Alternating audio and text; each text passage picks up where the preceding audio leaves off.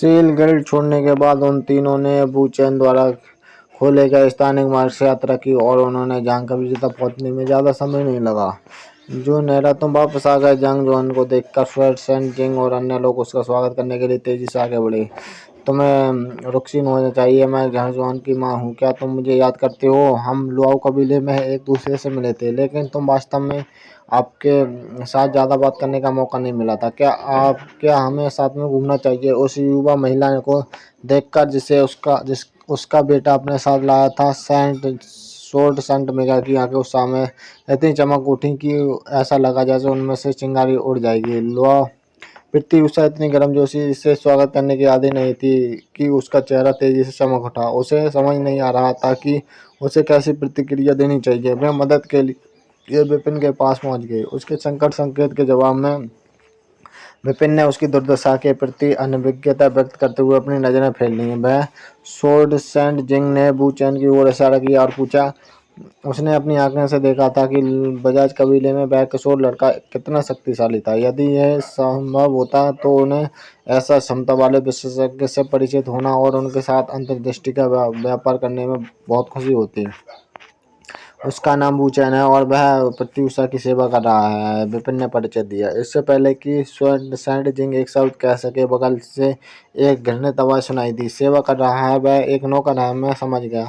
जब हमारे युवा मास्टर आपकी युवा मालकिन से शादी कर लेंगे तब आप मेरी आज्ञा के अधीन होंगे। चलो साथ चलें। अनजाने में सुन कियान कहीं से चला आया था और उसने चेहरे पर प्रसन्न मुस्कान के साथ बूचैन के कंधे को थपथपाया। एम्पायर एलायंस की घटना के बाद सान कियान को कॉम्बैट मास्टर हॉल में जंग यांग की तहत प्रशिक्षण लेने के लिए मजबूर होना पड़ा। हल्की झाओ या और अन्य के अपहरण के बाद अपने अन्य छात्रों की सुरक्षा की चिंता से उन्होंने जंग यांग, बांग यिंग और अन्य को जहांग कबीले में स्थानांतरित कर दिया। स्वाभाविक रूप से सान कियान को भी सैन कबीले में जाना पड़ा, यह जानने में कि जिस यंग मास्टर की उसने सेवा की थी वह सैन कबीले और संतों के अभ्यारण्य का प्रमुख था। उसका आत्मविश्वास तेजी से बहाल हो गया। समय समय पर कोई उसे सैन कबीले के चारों ओर घमंड से घूमते हुए देख सकता था, जैसे कि वह स्थान उसका ही हो। ये वो बातें थीं जो उन्हें महसूस हुई कि उन्हें मास्टर टीचर कॉन्टिनेंट के सबसे मजबूत ऋषि कबीले के संत कबीले के मुखिया के बटलर के रूप में काम करना चाहिए। मैं आपकी आज्ञा के अधीन रहूंगा। वूचैन उन शब्दों को सुनकर लगभग बेहोश हो गया। ऐसा लगता है कि आप इससे बहुत खुश नहीं हैं। क्या आप मेरे आदेशों का पालन करने के को तैयार नहीं है? मैं आपको बता दूं, हमारे यंग मास्टर के पास मैं एकमात्र बटलर हूँ। कोई भी आपकी ओर से एक शब्द भी बोलने की हिम्मत नहीं करेगा, भले ही मुझे तुम्हें सबक सिखाना था। वूचैन की अनिच्छा को भांपते हुए सुन के ने किशोर लड़के के सिर पर थप्पड़ मारा और परेशान किया। तुम तो मात्र एक सेवक हो, मेरी आज्ञा मानने से इनकार करने की तुम्हारी हिम्मत कैसे हुई? बस एक बार फिर से भौं सिकोड़ने की कोशिश करो और मैं तुम्हें एक अच्छा थप्पड़ मारूंगा ताकि तुम्हें पता चले कि यहाँ बॉस कौन है। ये उम्मीद न करते हुए कि उनके बेटे का बदला इतना अविश्वसनीय होगा, जिंग मैंग सेंट लगभग झुक गया। वह किशोर लड़का लुआओ कबीले में घुस गया और उनके बुजुर्गों की संयुक्त शक्ति के सामने अदम्य खड़ा रहा। फिर भी एक व्यक्ति जो बामुश्किल संत क्षेत्र तक पहुंचा था, उसने वास्तव में अपने सिर थपथपाने की हिम्मत की। क्या आप जीने से थक गए हैं? जहां विपिन शर्मिंदगी से अपना सिर छुपाए बिना नहीं रह सका। यदि आसपास कोई गड्ढा होता तो वह छिपने के लिए निश्चित रूप से उसमें छलांग लगा देता। अभी कुछ समय पहले की बात नहीं है जब इस व्यक्ति का जीवन का सबसे बड़ा आघात झेलना पड़ा था। तो फिर कुछ ही दिनों के बाद उसका अहंकार इतना बढ़ कैसे गया? लंबे समय तक नहीं रहा। अचानक उसने पाया कि वह बिना कुछ किए हवा में तैर रहा है और धीरे धीरे वह पूरी तरह से गायब होने से पहले क्षितिज में बह गया। यह देखकर कि वूचैन ने केवल सुन कियान को दूर भगाया था, जहां विपिन ने राहत की सांस ली। ये उसके लिए बहुत बड़ा सिरदर्द था कि कैसे सुन कियान ने हर अवसर पर अपनी स्थिति को दावों का परेशान करने की कोशिश की। सच कहूँ तो वह बहुत समय से उस व्यक्ति को कुछ विनम्रता सिखाना चाहता था। यह उसके लिए समझ से परे था कि उसके जैसे कम प्रोफाइल वाला व्यक्ति एक बटलर के रूप में इस घमंडी व्यक्ति के साथ कैसे समाप्त हुआ। उसे वास्तव में उस समय अपनी पसंद को लेकर और अधिक सख्त होना चाहिए था। यदि उसके पास भविष्य में किसी अन्य बटलर को चुनने का विकल्प होता तो उसे वास्तव में ऐसे व्यक्ति को ढूंढना होता जो विश्वसनीय हो। कम से कम उसके बटलर को वुचेन को पसंद करना चाहिए, जो अपने दम पर अधिकांश समस्याओं को हल करने में सक्षम है। भले ही वह वुचेन के योग्य व्यक्ति को नहीं ढूंढ सका, कम से कम उसके बटलर को उसे नीचे खींचना नहीं चाहिए और उस समय हमें पर परेशानी में नहीं डालना चाहिए। यदि ये तथ्य न होता कि सान क्यान ने तिनकुशान साम्राज्य के समय से ही उसका पीछा किया था, तो उसके लिए यह सब बर्दाश्त करने की कोई रास्ता नहीं था। कबीले प्रमुख लुआओ कबीले ने हाल ही में लुआओ तन्येन नामक एक व्यक्ति को अपने नए कबीले व्यक्ति को नए कबीले प्रमुख के रूप में नियुक्त किया है। अफवाह यह है कि उसने शिलिंग की स्थानिक सर्वोत्कृष्ट को समझ लिया है और हमारा मानना है कि इस समय उनकी यात्रा के पीछे का कारण उससे आपको द्वंद्व युद्ध के लिए चुनौती देना है और सगाई समारोह से एहसान का बदला चुकाने के लिए। वास्तव में हमने सुना है कि उन्होंने निष्पक्षता सुनिश्चित करने के लिए द्वंद्व युद्ध का संचालन करने के लिए मास्टर शिक्षक मंडप को आमंत्रित किया है। जैसे ही मुख्य हॉल में अपनी जगह पर बैठे एक बुजुर्ग खड़ा हुआ और मुट्ठी बांधते हुए रिपोर्ट दी। उन शब्दों को सुनकर जांग जुआन ने परेशानी में अपना सिर रगड़ते हुए जवाब दिया, मुझे इसकी जानकारी है, मैं इस मुद्दे को हल करने के लिए वापस आया हूँ। सीलिंग की स्थानिक सर्वोत्कृष्ट लुआओ कबीले की सर्वोच्च विरासत है। जिन लोगों ने इसे समझ लिया है वे अंतरिक्ष को जमा देने में सक्षम हैं।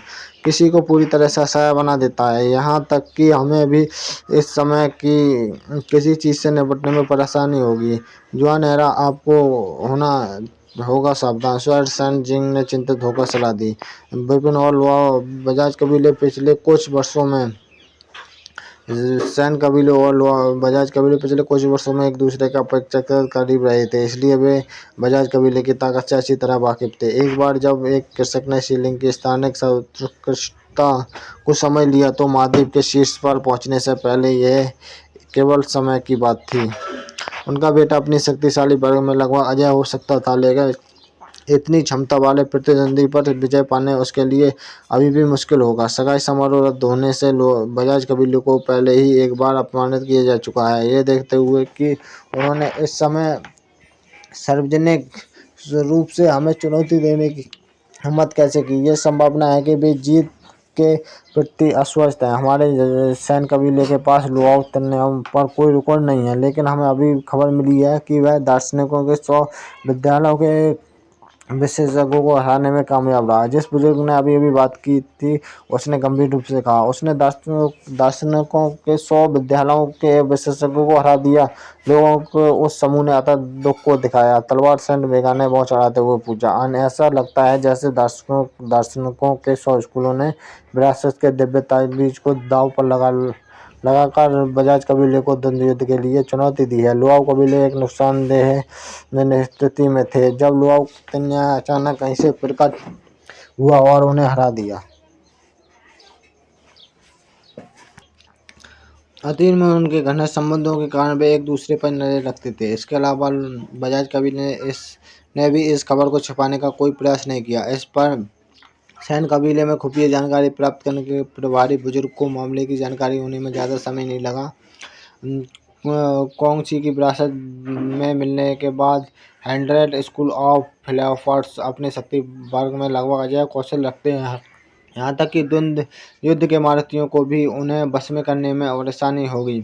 इस बात पर विचार करते हुए कैसे लुआओ तन्या उन्हें आसानी से हराने में सक्षम थे, उनका कौशल वास्तव में कुछ ऐसा नहीं है हम कम आंकने की जोखिम उठा सकते हैं। स्वर्ट सेंट मेगा ने चिंतित होकर भौं चढ़ा ली। उसके बारे में जहां विपिन ने अजीब तरीके से अपना सिर खुजलाया। अगर मैं कहूं कि मैं लुआओ तन्याय हूं तो क्या आप मुझे पर विश्वास करेंगे? गड़बड़ करना बंद करो। दूसरा पक्ष बजाज कबीले में सबसे शुद्ध वंश का दावा करता है, तो तुम उसके कैसे हो सकते हो? तलवार सेंट मेगा ने अपना सिर हिलाया। उसके बेटे के पास उसका वंश था, यह कुछ ऐसा था जिसे उन्होंने अब पहले सत्यापित किया था। ऐसा देखते हुए के पास उसका वंश था, यह कुछ ऐसा था जिससे उन्होंने पहले सत्यापित किया था। ऐसा देखते हुए कोई रास्ता नहीं था कि वह लुआओ बजाज कबीले के वंशावली पर कब्जा कर सके। दूसरी ओर लुआओ तन्या वह व्यक्ति था जिसका लुआओ बजाज कबीले की रक्त रेखा के लिए 9 के शुद्ध स्तर पर का परीक्षण किया गया था।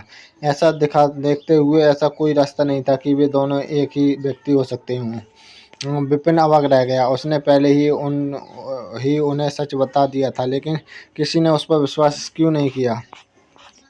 बेबसी से बढ़ते हुए वह पूरी बात बताने ही वाला था कि हवा का एक तेज झोंका उनके ऊपर से गुजर गया, जिसके बाद पूरे सैन कबीले में एक तेज आवाज गूंज उठी। कन्फ्यूज वादी के महान फैंट्रिस्टी ऑफ फ्लावर्स के हाइंड्रे स्कूल ऑफ फ्लावर्स से नागोग यूनिफैंग और ताताई जैकिंग कुछ जूनियर्स के साथ जहां सैन कबीले के प्रमुख से मिलने आए हैं। वे यहाँ क्या कर रहे हैं? क्या वे पहले ही अपने गांव से उबर चुके हैं? विपिन इस घोषणा से चौंक गया था। वह तेजी से मुख्य हाल से बाहर चला गया और अन्य लोग भी उसके पीछे पीछे चले। हवा में नागो युआन फेंग तैर रहा था और उसके बगल में एक मोटा अधेड़ उम्र का आदमी था जिसका चेहरा संगत था। उनके पीछे 8 युवकों का एक समूह था, संभवतः नागो यूनफैंग के छात्र और एक मोटा मध्यम आयु वर्ग का व्यक्ति ताई क्या वह प्राचीन ऋषि जीयू के वंशज हैं? झांग जो विपिन ने गुस्से से सोचा। प्राचीन ऋषि जू तताई के मिश्रित उपनाम। उसके चेहरे की असंगत विशेषताओं के कारण कॉन्गसी ने एक बार उसकी शक्ल से उसका मूल्यांकन किया था और अतः उसके साथ अन्याय किया। इसके परिणामस्वरूप प्रसिद्ध कहावत बनी है, किसी व्यक्ति को उसकी शक्ल से पहचानने और कोई जीयू को गलत समझेगा। इस तरह के संदेह को मन में रखते हुए जहां विपिन ने उन पुरुषों पर करीब से नजर डाली और पाया कि नागोग युआनफैंग का रंग अभी भी थोड़ा पीला था। उनके चेहरे से 4 शिष्य नागोगमो और अन्य भी थोड़े बीमार दिख रहे थे। ये स्पष्ट था कि वे अभी तक अपनी चोटों से पूरी तरह उबर नहीं पाए थे। यहाँ कुछ ठीक नहीं है, जबकि मैंने उन्हें एक ही हमले में उड़ा दिया था। उनकी चोटें इतनी गंभीर नहीं होनी चाहिए थी। उनका अतः इस तरह कैसे हुआ? विपिन हैरान था। हालांकि उसने नागोग यूनफैंग के साथ युद्ध के दौरान अपनी पूरी ताकत का इस्तेमाल किया, लेकिन उसने कॉन्गसी के रक्त की बूंद का प्रज्वलित नहीं किया, इसलिए उससे होने वाली क्षति सीमित होनी चाहिए थी। यह सच है कि नागोग यूनफैंग युद्ध के दौरान थोड़ा अधिक सुरक्षित था। यह देखते हुए कि उस समय उसकी खेती सेंट नोर्डेन तक दब गई थी, लेकिन अपनी खेती पर लगी मोहर को हटाने के बाद उसे तेजी से ठीक होने में सक्षम होना चाहिए था।